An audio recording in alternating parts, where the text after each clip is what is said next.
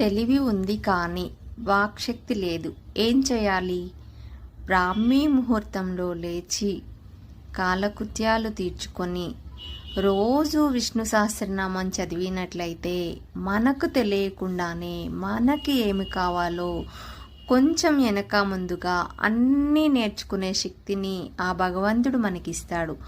అదే విష్ణు సహస్రనామం చదవడం కుదరని రోజు, టైం లేని రోజు శ్రీరామ రామ రామేతి మనోరమే సహస్రనామ తత్తుల్యం రామనామ వరాననే అనే ఈ శ్లోకాన్ని 3 సార్లు చదివినట్లయితే విష్ణు సహస్రనామం చదివిన ఫలితం వస్తుంది.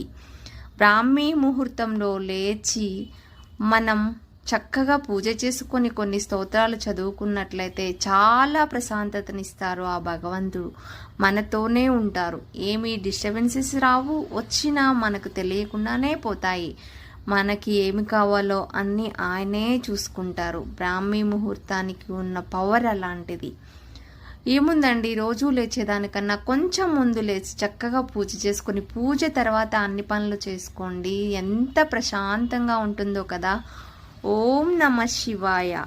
ప్లీజ్ లైక్, సబ్స్క్రైబ్ చేసుకోండి. నా పూజ ఎలా ఉంది?